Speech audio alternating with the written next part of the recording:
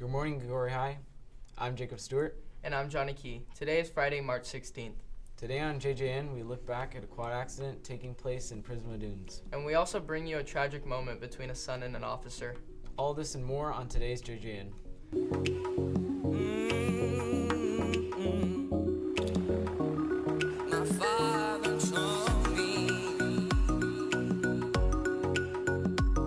Tyler Creasy, a Gregorius student, visits Pismo and explains family favorite places to go and tells a story of while he was there.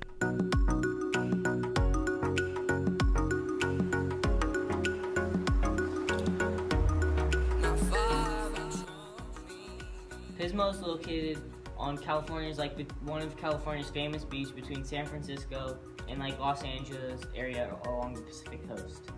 It went good, like I told you in the last story. I cut my lip, but anyways, one of my favorite times there was with my dad when I went along the dunes with him quadding, and he has a white quad and I have a red quad, so the color was actually pretty cool when they looked together. But then one time I flipped my quad and landed on my back, and then my dad had to push me out. So what my family does we go to the Dinosaur Case Park, which is I don't know when the last time we went to Pismo was, but this is for younger people. You can see dinosaurs, and there's a cave. It's not a big cave, but it's a small cave, hand built. And then we go to the pier, and there's rides there sometimes if they're open at the right time of the year. And we always have a dog with us. Pretty much we have a Great Dane, which is a big dog. So we go to the Margot Dog Park, and there's a bunch of other places to go. You can surf, you can quad, which is what we do. There's a beach, you can see beautiful views. So we go to, obviously, my family. It's me, my mom, my brother, my sister, and my dad.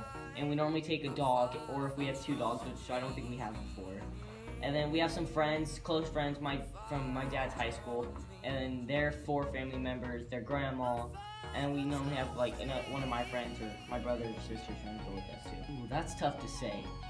But normally I think we'd probably go around, if we don't go somewhere else during New Year's, we'll go then, or spring break, after school, a few days after school, during summer, somewhere along that. Or, yeah, like I said, if we're open, we go there, but normally around New Year's we go to Dillon Beach after school, 2-3 days after school, or even during school. We go to Pinecrest with the same members.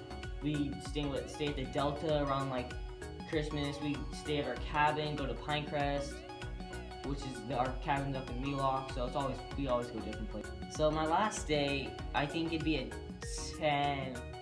8.5. Okay.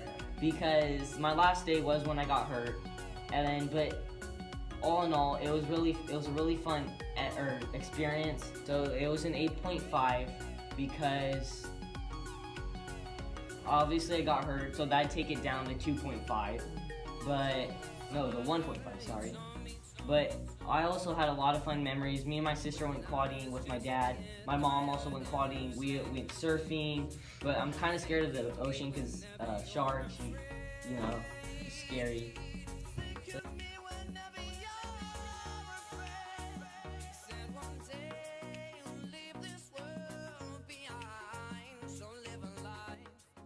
As a reminder, AP tests are still on sale through the SBO and online. They cost $94 and you must order by the 14th. For juniors planning to attend college, there will be a junior parent college information night. April 4th, it will be in the NPR starting at 7. Robert Stewart, experienced police officer, explains to us a story about how he started his career and how he plans to finish it.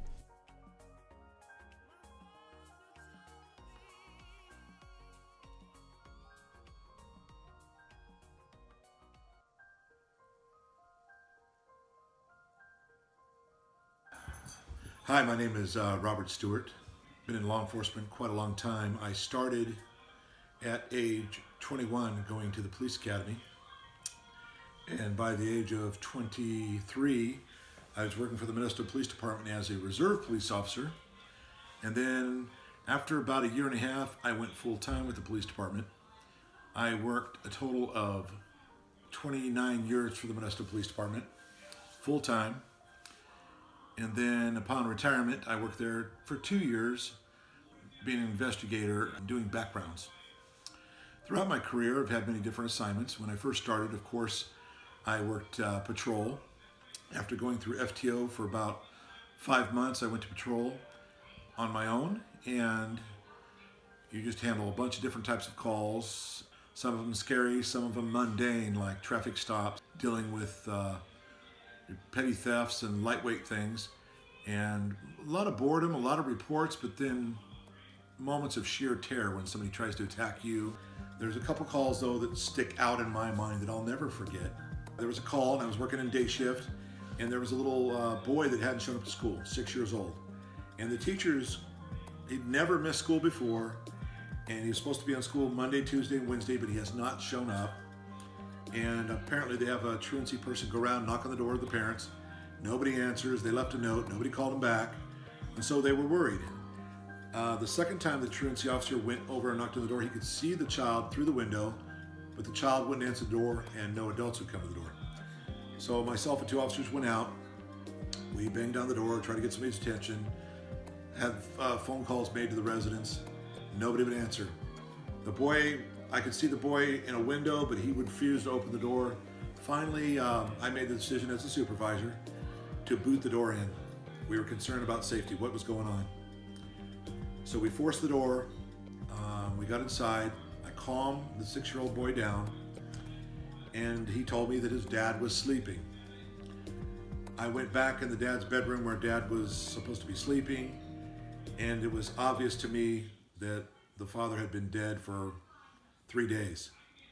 And I've seen a lot of dead bodies, thousands in fact, and this was so sad because this boy slept next to his father, thinking that his dad was just sleeping, and nobody else lived in the house.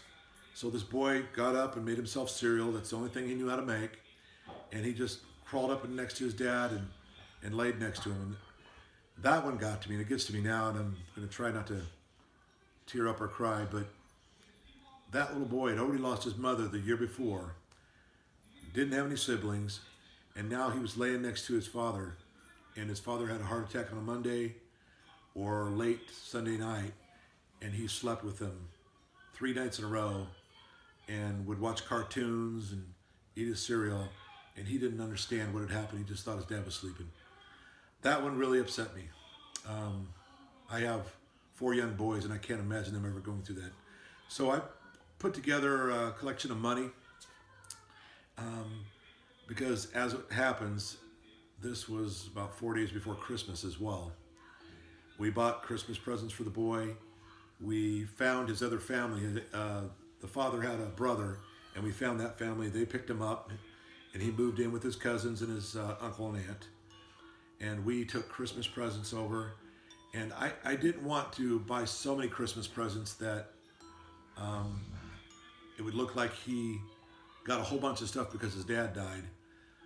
But so many people from the police department were generous. I had city councilmen bringing me money. I just sent out an email on our PD email, and I had so much money that we ended up taking some of that money and putting it in a college fund for him. But that one really, really touched me. So I've been very lucky, had a lot of differences, I made a lot of differences, and I've really enjoyed it. Now I'm out of law enforcement, I'm retired. However, I'm looking at going to another state, the state of Idaho, and I have an application in with the law enforcement there. I have a lot of things I can bring to them. I was just in Idaho about 2 weeks ago with my resume, and they really would like me to come, and I can show them some things. A lot of different programs that I started here in Modesto. So Robert was a dedicated, hardworking employee who cared about his fellow employees. He would do what he needed to do to get the job done.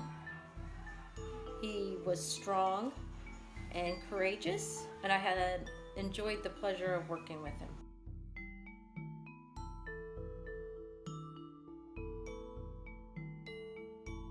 Thanks, Jonny Key. Well, that's it for today's JJN. I'm Jacob Stewart. And I'm Jonny Key. See you next week.